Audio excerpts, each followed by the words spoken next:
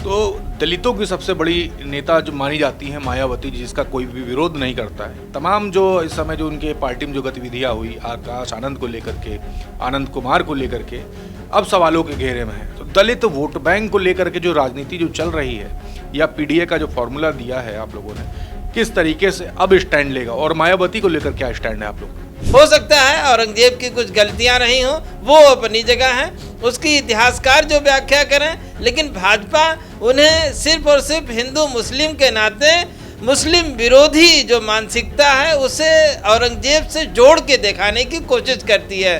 ये खामियाजा उत्तर प्रदेश में भुगतना पड़ रहा है। पिछला हादसा बक्सर में हुआ, ऐसे तमाम हादसे होते चले आ रहे हैं। देखिए, यकीनन खोजी पत्रकारिता करना और ईमानदार पत्रकारिता करना आज के भाजपा राज में मुश्किल होता चला जा रहा है। 4 PM न्यूज नेटवर्क में आप सभी का स्वागत है। मैं हूं क्षितिज कांत। 2027 के चुनाव की कहीं ना कहीं तैयारियां अब इंडिया गठबंधन ने शुरू कर दी है, लेकिन अगर भारतीय जनता पार्टी की बात करें तो महाराष्ट्र, हरियाणा और दिल्ली के चुनाव को जीतने के बाद काफ़ी हौसले बुलंद हैं। लेकिन अगर सपा सुप्रीमो की बात की जाए तो उन्होंने जो योजनाएं जो अपने कार्यकाल में लाई है उसी पर दावा किया जा रहा है कि 2027 का विधानसभा चुनाव लड़ा जाएगा, और कहीं ना कहीं ये योजनाएं काफ़ी बेनिफिशियल होंगी, काफ़ी लोगों के बीच में जाएगी, और इसी के प्रचार प्रसार के तहत ये चुनाव जीता जाएगा। और इसी बीच पीडीए का जो फॉर्मूला है उसका भी काफ़ी चहल पहल देखने को मिलती है ज़मीनी स्तर पर। हमारे साथ इस समय समाजवादी पार्टी के प्रवक्ता आजम खान साहब हैं। हम बात करेंगे और समझेंगे जो योजनाएं जो लाने की बात हो रही है 2027 के चुनाव में, उन योजनाओं से क्या लाभ होगा, पीडीए के फॉर्मूले पे भी चर्चा करेंगे, और तमाम जो राजनीतिक गतिविधियां जो चल रही हैं इस बीच पे, उस पर भी हमारी चर्चा होगी। आपका बहुत बहुत स्वागत है 4 PM पर। धन्यवाद आपका। एक बात कर ली जाए, अभी चुनाव सिर पर नहीं है, 2027 में लगभग 2 से 2.5 साल है अभी, लेकिन उससे पहले स्त्री समृद्धि सम्मान योजना की बात अखिलेश यादव कर देते हैं। कहीं ना कहीं अगर बात की जाए सरकार की तरफ से तो वो कहा जा रहा है कि एक तरफ चुनावी स्टंट है, महिलाओं को लुभाने के लिए इस तरीके से झूठे वादे किए जा रहे हैं। क्या कहेंगे? देखिए, चुनावी स्टंट तो भाजपा करती है, समाजवादी पार्टी वही वादे करती है जो वो पूरा कर सकती है। समाजवादी पार्टी ने 2012 में बेरोजगारी भत्ता देने का वादा किया था, और हम लोगों ने जब हम सरकार में आए तो हमने अपने सभी बेरोजगार युवाओं को बेरोजगारी भत्ता 3,000 रुपया प्रति माह दिया है। तो इसलिए समाजवादी पार्टी जो वादा करती है वो पूरा करेगी। आखिर उत्तर प्रदेश की महिलाएं दिल्ली की महिलाओं से क्या फ़र्क है? क्यों दिल्ली की महिलाओं को आप दोगे, हरियाणा की महिलाओं को आप दोगे, एमपी की महिलाओं को आप दोगे, लेकिन उत्तर प्रदेश की महिलाएं वो उन्हें आप क्यों नहीं दोगे? तो इसलिए समाजवादी पार्टी स्त्री समृद्धि योजना की घोषणा करी है, और इस योजना समाजवादी पार्टी की कोर योजनाओं में होगा। जिस तरह से हमने बेरोजगारी भत्ता 2012 में दिया था, उसी तरह से हम 2027 में सरकार बनाने के बाद तुरंत इस योजना को लागू करेंगे। आपने योजनाओं की बात कर दी, लेकिन अगर बात की जाए नेताओं की तो हमेशा उंगली उठाते रहते, आरोप लगाते रहते आप ही लोग पॉलिटिशियन पे। अभी हाल ही का मामला है महाराष्ट्र में, अबू हासिम आजमी ने औरंगजेब को लेकर के एक बयान दिया, उसको काफ़ी विवाद उस पर हुआ। इस बयान को कैसे देखते हैं, और अबू हासिम आजमी के लिए क्या कहें?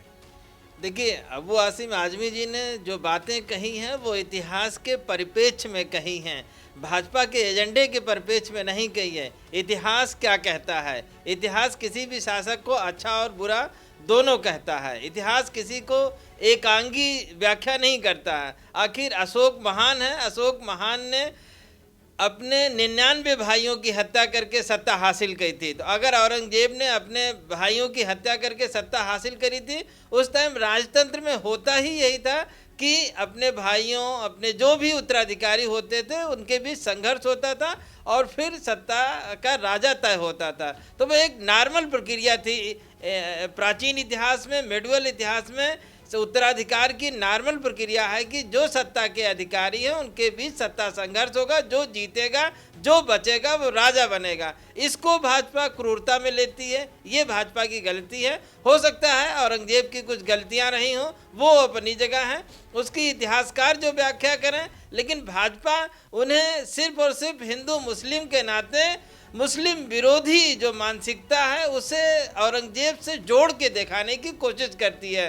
यानी जो हिंदूवाद के नाम पे औरंगजेब को कितना गंदा कहा जाए, ये भाजपा के लोग कोशिश करते हैं। ये गलत है। उसकी इतिहास के परिप्रेक्ष्य में व्याख्या करिए, इतिहास जो कहता है वो आप व्याख्या करिए, उसमें किसी को कोई शिकायत नहीं होगी। फिर विधानसभा के बाहर कहे गए शब्द के लिए विधानसभा से कैसे निलंबन हो सकता है? ये तो बेहद गैर संसदीय है और असंवैधानिक है। उसको भी भाजपा सही ठहरा रही है। ये आप समझिए भाजपा लोकतंत्र को कहाँ ले जा रही है। भाजपा लोकतंत्र की बिल्कुल हत्या कर दे रही है, धरातल में ले जा रही है।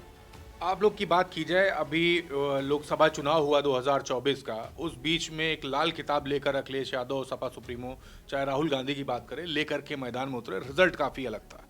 लेकिन अभी की अगर बात कर ली जाए तो दलितों की सबसे बड़ी नेता जो मानी जाती हैं मायावती, जिसका कोई भी विरोध नहीं करता है। तमाम जो इस समय जो उनके पार्टी में जो गतिविधियाँ हुई, आकाश आनंद को लेकर के, आनंद कुमार को लेकर के, अब सवालों के घेरे में है। तो दलित वोट बैंक को लेकर के जो राजनीति जो चल रही है, या पीडीए का जो फॉर्मूला दिया है आप लोगों ने, किस तरीके से अब स्टैंड लेगा, और मायावती को लेकर क्या स्टैंड है आप लोग का? देखिए, हम लोग हमेशा पीडीए की बात करते हैं, यानी 90% जो जनता वंचित है, शोषित है, उसके उद्धार की बात कर रहे हैं। और उसका उद्धार तभी हो सकता है जब भारत का संविधान जिंदा रहेगा।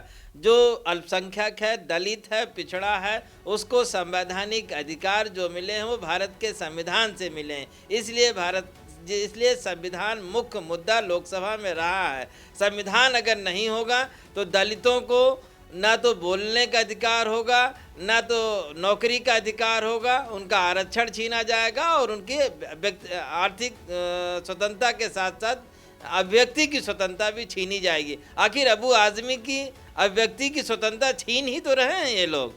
आखिर संविधान हर आदमी को मूल अधिकार देता है कि आप अपने अभिव्यक्ति दे सकते हैं, लेकिन वो अभिव्यक्ति देने को भाजपा मना कर रही है। तो दलितों के लिए, अल्पसंख्यकों के लिए, पिछड़ों के लिए वो लाल किताब बाबा साहब भीमराव अंबेडकर का संविधान बिल्कुल जीवन है। वो नहीं है तो समझिए उनका जीवन नहीं है।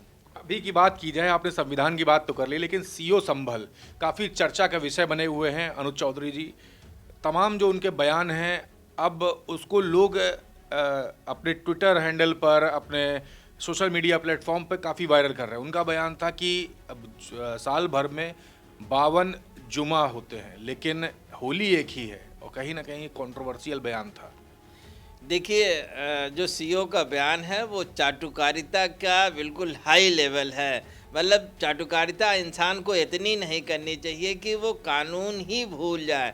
एक संवैधानिक पद पर बैठा व्यक्ति, एक पुलिस की सेवा में बैठा व्यक्ति इस तरह का बयान नहीं दे सकता है। कोड ऑफ कंडक्ट का वायलेशन है। लेकिन चूंकि उसे मालूम है जो उनके राजनीतिक आका हैं उन्हें ये बयान पसंद है, इसलिए वो बयान दे रहे हैं। भारत गंगा जमुनी तहजीब का देश है। यहाँ लोग मिल के त्यौहार मनाना चाहते हैं, चाहे होली हो, दीपावली हो, ईद हो, जुमा हो। किसी देखिए व्यक्ति ने सवाल नहीं उठाया, सीओ सवाल उठा रहा है, जिसका काम खुद कानून व्यवस्था को देखना है। वो कह रहा है कि जुमा ना पढ़िए। सिविल सोसाइटी कह रही है कि भाई ठीक है, होली अगर 1 बजे तक खेली जाती है तो हम 2 बजे जुमा पढ़ लेंगे। यानी सिविल सोसाइटी आपस में परस्पर मेल मिलाप के लिए तैयार है, सौहार्द के लिए तैयार है, लेकिन सीओ आग लगा रहा है। तो ये देश का दुर्भाग्य है, और उससे ज़्यादा बड़ा दुर्भाग्य ये है कि ये चाटुकारिता का बहुत ही हाई लेवल है। आप तो तमाम सवाल खड़े कर दिए, लेकिन सीओ संभल का नाम एक इंटरव्यू के दौरान सूबे के मुख्यमंत्री योगी आदित्यनाथ ने भी लिया था, एक सैटेलाइट चैनल के कार्यक्रम के दौरान। हाँ बिल्कुल, मैंने वो सुना है। वो उसके बयान की तायीद कर रहे हैं। मैं यही तो कह रहा हूँ कि जब मुख्यमंत्री किसी सीओ मुख्यमंत्री के सामने सीओ का क्या स्टेटस है? कोई स्टेटस नहीं है। उसका प्रशासनिक मशीनरी में सीओ का कोई अहमियत भी नहीं है। प्रशासनिक मशीनरी में डीजीपी है, आईजी है, एसएसपी है, डीएम है, मंडलायुक्त है। सीओ बहुत ही छोटे लेवल का व्यक्ति है। जब मुख्यमंत्री उस तरह के व्यक्ति के बयान को इंडोर्स करने लगेंगे तो इसका मतलब है कि वो उसे हवा दे रहे हैं कि हाँ ठीक है, तुम जो कह रहे हो वो ठीक है, और लोगों को इनकरेज कर रहे हैं और सीओ लोग इस तरह के बयान दें। ये गलत परंपरा मुख्यमंत्री डाल रहे हैं। पुलिस और प्रशासन में जो नफरत घोल रहे हैं वो उन्हीं को बाद में बहुत परेशान करेगी।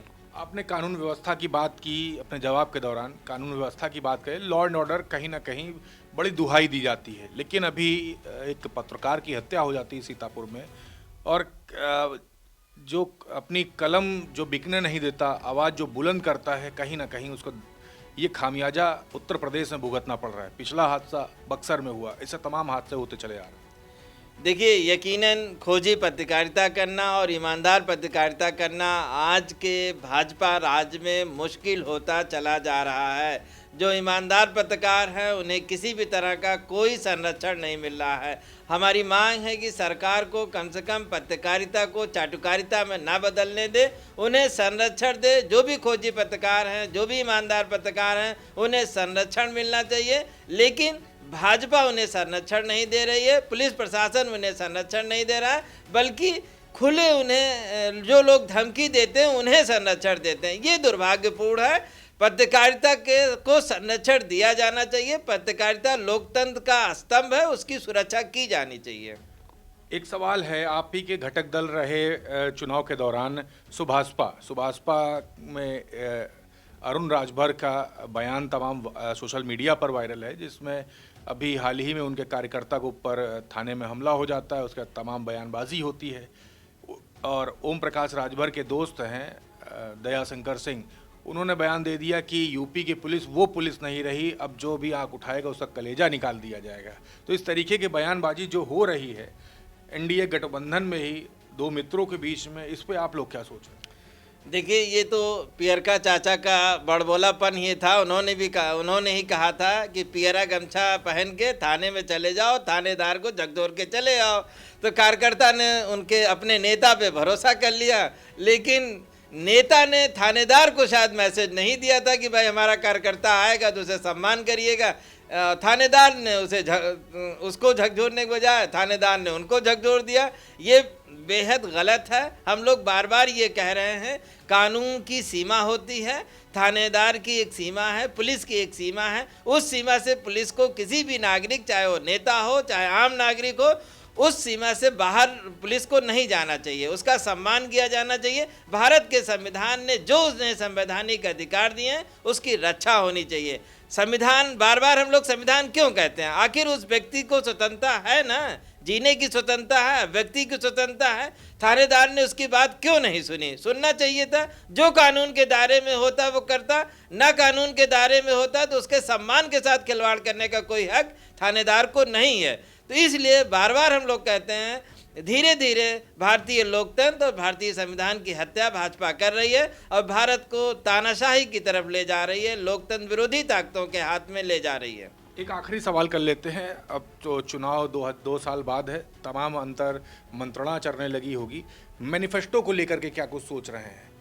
तमाम अब चर्चाएं हो रही होंगी, अभी जैसे स्त्री समृद्धि सम्मान योजना की बात हो रही है। पहले जो चुनाव हुए थे उसमें लैपटॉप तक दिए गए थे युवाओं को, बेरोजगार निधि भी दी जा रही थी, बेरोजगारी भत्ता भी दिया जा रहा था। आगे की क्या प्लानिंग, क्या कुछ आगे समीकरण तय हो रहे हैं?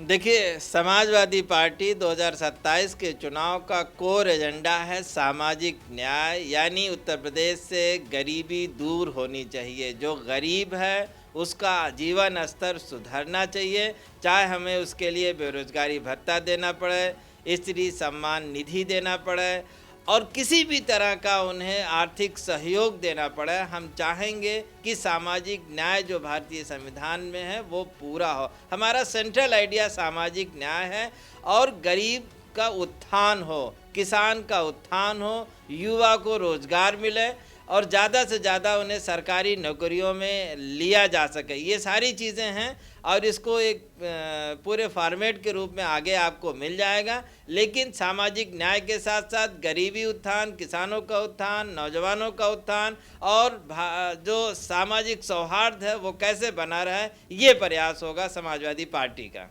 बहुत बहुत धन्यवाद। तो समाजवादी पार्टी कहीं ना कहीं अब चर्चा का विषय पूरे यूपी भर में लगातार बन रही है। 2027 में विधानसभा चुनाव होने हैं, लेकिन उससे पहले तमाम जो गतिविधियां चाहे सत्ता दल की तरफ से हो चाहे विपक्ष की तरफ से हो, उत्तर प्रदेश काफ़ी अहम है। लेकिन इससे पहले कि अगर चुनाव देखे जाएँ, चाहे वो महाराष्ट्र का हो, चाहे दिल्ली का हो, चाहे हरियाणा को हो, ये चुनाव जीतने के बाद भारतीय जनता पार्टी के हौसले काफ़ी बुलंद हैं। लेकिन उत्तर प्रदेश में चाहे वो पीडीए का फॉर्मूला हो, चाहे भाजपा के लॉ एंड ऑर्डर का फेलियर हो, चाहे स्त्री सम्मान निधि जैसी योजनाओं के लाने की बात हो, कहीं ना कहीं ये चीजें ग्राउंड स्तर पर समाजवादी पार्टी के फेवर में दिखाई देने लगी है। क्या कुछ आगे होगा ये तो भविष्य के गर्क में छिपा है, लेकिन ग्राउंड से जुड़ी हुई तमाम खबरें आपके बीच में मैं लाता रहूंगा और तमाम अपडेट्स के साथ आपके पास होऊंगा। आपके भी अगर कोई मुद्दे हैं तो कमेंट बॉक्स में लिखिए और जुड़े रहिएगा 4 PM न्यूज नेटवर्क के साथ। मैं हूं क्षितिज कांत, कैमरा पर्सन शुभम के साथ। धन्यवाद।